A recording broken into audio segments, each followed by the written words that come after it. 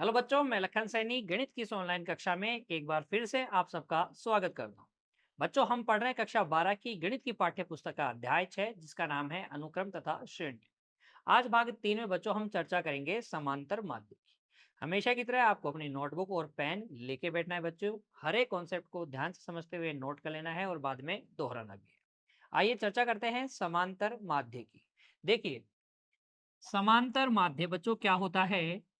संख्याओं A1, A2, A3, AN को संख्या A तथा B के मध्य n समांतर माध्य कहते हैं यदि बच्चों A, A1, A2, A3, AN और B समांतर श्रेणी में है। क्या है कहानी? देखिए, आपके पास क्या है, दो संख्याएं हैं A तथा B और इनके मध्य बच्चों कितने भी समांतर माध्य अंतर्विष्ट किए जा सकते हैं। और समांतर माध्य कहेंगे कि इनको, ये जो संख्याएं हैं ना, A1, A2, A3, है ना, AN, ये n संख्याएं हैं। कितनी संख्याएं हैं? n संख्याएं। इन n संख्याओं को हम क्या कहते हैं? इन दो संख्याओं A और B के मध्य, इनके मध्य n समांतर माध्य कहते हैं। क्या कहते हैं? n समांतर माध्य कहते हैं। कब कहते हैं? जब बच्चों ये A, A1, A2, A3, AN और B इस तरीके से हम इनको अरेंज करें और ये क्या बन जाए? ये बन जाए समांतर श्रेणी। अगर ये समांतर श्रेणी है बच्चों, तो ये जो बीच में n संख्याएं लिखी हुई है ना समांतर श्रेणी में, A और B के बीच की जो n संख्या है, इनको कहते हैं A और B के बीच के n समांतर माध्य कहते हैं। कितने अंतर्विष्ट किए जा सकते हैं? कितने ही अंतर्विष्ट कर लो बच्चों। क्या एक भी अंतर्विष्ट कर सकते हैं? बिल्कुल एक भी कर सकते हो। अगर आपको एक ही समांतर माध्य अंतर्विष्ट करना है, यानी कि आप एकल समांतर माध्य चाहते हैं ए और बी का, ए और बी का एकल समांतर माध्य चाहते हैं, तो एकल समांतर माध्य ए एम क्या होता है, उसको हम ए से रिप्रेजेंट करते हैं, कैपिटल ए से। और ये अगर एकल समांतर माध्य है ए और बी के बीच का, तो ए, कैपिटल ए और बी को किस में होना पड़ेगा? एपी में होना पड़ेगा। और अगर ये एपी में है तो इन दोनों का अंतर इन दोनों के अंतर के बराबर होगा, यानी कैपिटल ए माइनस स्मॉल ए बराबर होगा बी माइनस कैपिटल ए के। और यहाँ से आप कहेंगे कि 2a बराबर होता है a प्लस बी के। और यहाँ से एकल समांतर माध्य a बराबर आ जाएगा a प्लस बी बाई 2। तो अगर आपको एक ही समांतर माध्य ज्ञात करना है तब तो बहुत आसान है। और n समांतर माध्य ज्ञात करने हैं बच्चों, तब आपको थोड़ा बहुत क्या करना पड़ेगा? परिश्रम करना पड़ेगा। कैसे n समांतर माध्य अंतर्विष्ट करते हैं बच्चों, वो भी हम सीखेंगे। पहले इन दोनों बातों को आप समझिए कि अगर आपको a और b के बीच में, संख्याओं a और b के बीच में एकल समांतर माध्य चाहिए, तो एकल समांतर माध्य क्या होता है? a प्लस बी बाई 2 करके हम इंसर्ट कर लेते हैं, अंतर्विष्ट कर लेते हैं। और कितने अंतर्विष्ट कर सकते हैं ए और बी के बीच में? कितने ही बच्चों, कितने ही, जितने चाहें उतने समांतर माध्य हम अंतर्विष्ट कर सकते हैं। अब बात उठती है कि कैसे अंतर्विष्ट करेंगे बच्चों। देखिए, तो अंतर्विष्ट करने के लिए अगर आपको n समांतर माध्य, n समांतर माध्य अंतर्विष्ट करने हैं ए और बी के बीच, ए और ए तथा बी के बीच में एन समांतर माध्य अंतर्विष्ट करने हैं, तो अब आपको पता है कि ये समांतर माध्य होंगे A1 होगा, A2 होगा, A3 होगा और AN होगा और B। ये क्या बनाएंगे? AP बनाएंगे। ये क्या बनाएंगे? AP बनाएंगे। इस AP में मेरे को बताओ, पदों की संख्या बताओ। पदों की संख्या, पदों की संख्या। तो यहाँ पर पदों की संख्या आप देख रहे हैं कितनी है? n प्लस 2 है। भाई n तो ये और a और b मिलके 2, तो टोटल पद कितने हो गए? n प्लस 2 पद हो गए। अच्छा, प्रथम पद बता दो इस AP का प्रथम पद।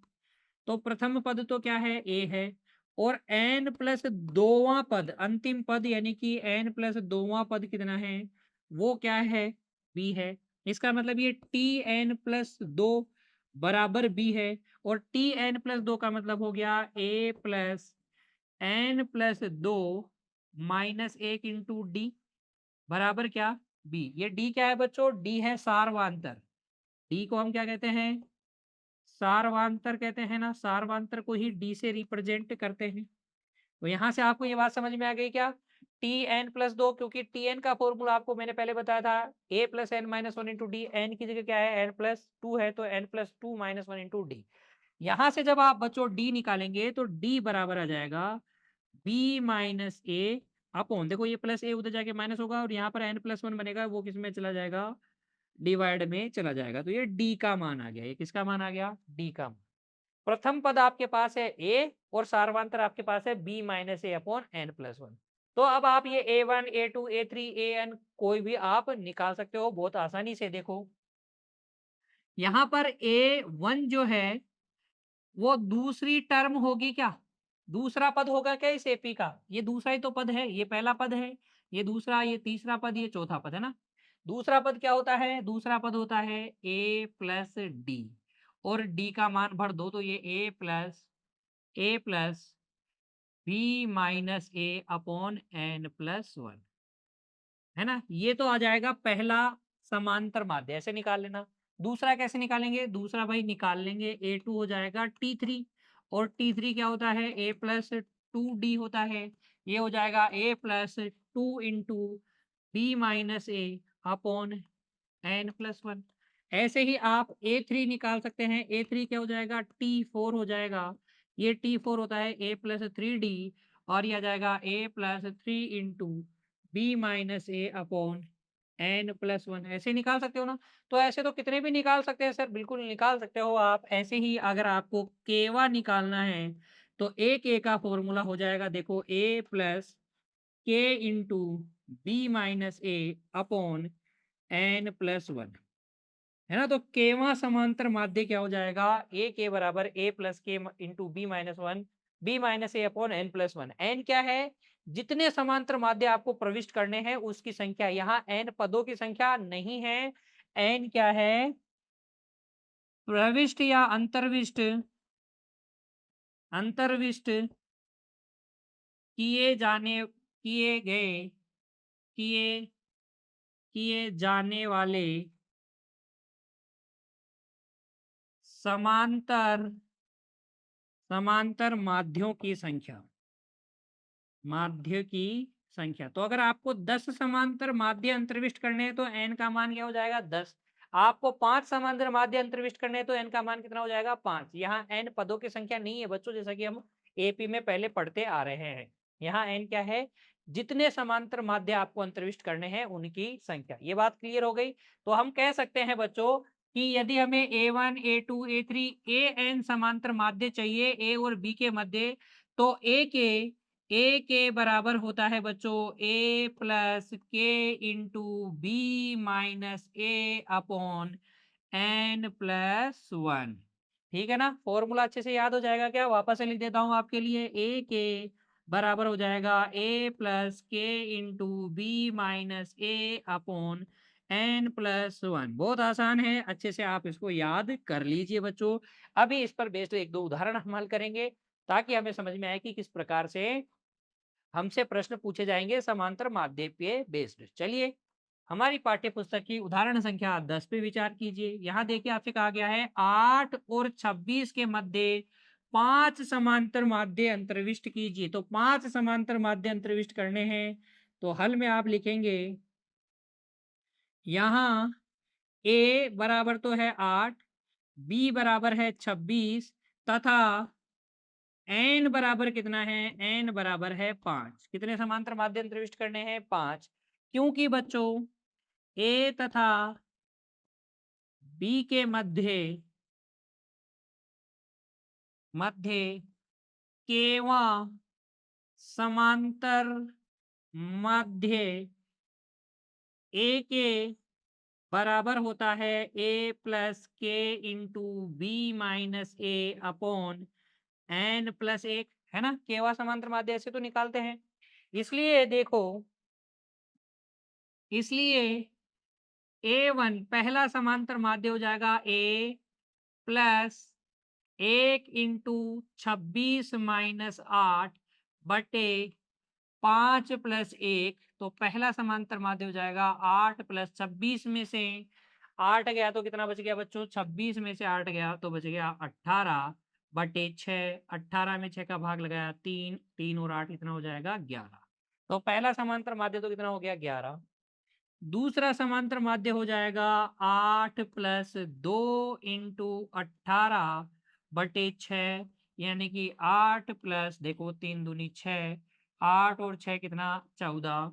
तीसरा समांतर माध्य हो जाएगा 8 प्लस 3 गुणा 18 बटे 6, यानी कि 8 प्लस 9 कितना हो जाएगा? 17। चौथा समांतर माध्य हो जाएगा 8 प्लस 4 गुणा 18 बटे 6, यानी कि 8 प्लस कितना? 4 तिया 12, ये हो जाएगा 20। तथा पांचवा समांतर माध्य हो जाएगा A5 हो जाएगा बच्चों 8 प्लस 5 गुणा 18 बटे 6, ये हो जाएगा बच्चों 3 बार कट जाएगा 8 प्लस 15। 8 प्लस 15 कितना होता है?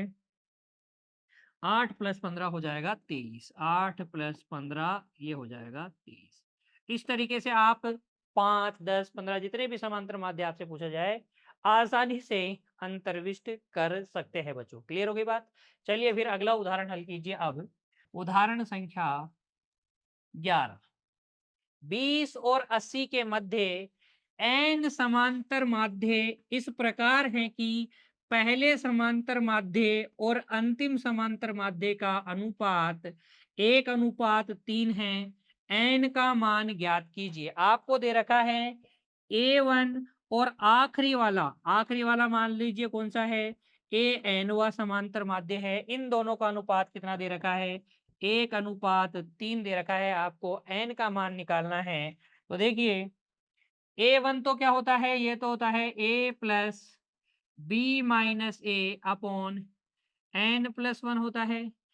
और nवा कौन सा हो जाएगा? nवा हो जाएगा A plus n into B minus A upon n+1।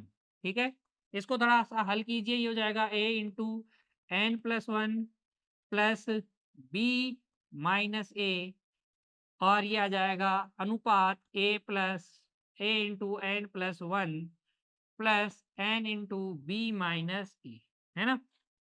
कितना दे रखा है? 1:3 दे रखा है। ये अनुपात किसके बराबर दे रखा है? 1:3 के। तो हमें पता है मध्य पदों का गुणनफल बाह्य पदों के गुणनफल के बराबर होता है। तो यहाँ से A into n+1 plus n into B minus a बराबर हो जाएगा 3A n+1 plus B minus ए। कितनी बार? 3 बार। तो 3 से गुणा हो जाएगा ये भी। चलिए अब इसको हल कीजिए। तो देखिए यहाँ पर A और B के मान आपको पता है क्या? A का मान है 20 और B का मान कितना है? 80। 20 और 80 बढ़ लीजिए, ये हो जाएगा 20 n+1 प्लस n। 80 में से 20 गया तो कितना बच गया बच्चों? 80 में से 20 गया तो बच गया 60 बराबर 3 गुणा 20 n+1 प्लस 3 गुणा कितना? 60।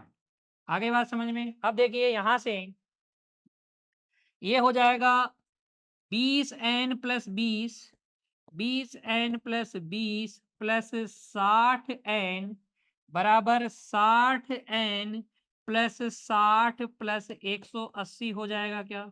जो कुछ कट रहा है काट लीजिए। 60n से 60n कैंसिल हो जाएगा। और ये देखिए यहाँ से ये 20 इसमें से कैंसिल हो जाएगा तो 40 बचेगा। यहाँ से 20n बराबर आ जाएगा 220। कितना आ जाएगा? 220 आ जाएगा। 40 और 180 कितना हो गया? 220। 20 से इसको काटेंगे तो n बराबर आ जाएगा 11। n बराबर कितना आ जाएगा? 11। इस तरीके से आप n का मान ज्ञात कर सकते हैं। है ना आसान? आज की कक्षा में बच्चों हमने क्या सीखा? दो संख्याओं के कोई भी दो संख्याओं a और b के मध्य n समांतर माध्य क्या होते हैं, समांतर माध्य की परिभाषा क्या होती है, कैसे इनको अंतर्विष्ट करते हैं, कैसे कैसे प्रश्न इनसे हमसे पूछे जाएंगे। आज की कक्षा में बच्चों इतना ही। मिलेंगे अगली कक्षा में एक और नए कॉन्सेप्ट के साथ। तब तक के लिए आप बच्चों पढ़ते रहिए, अपने स्वास्थ्य का ध्यान रखिए। धन्यवाद।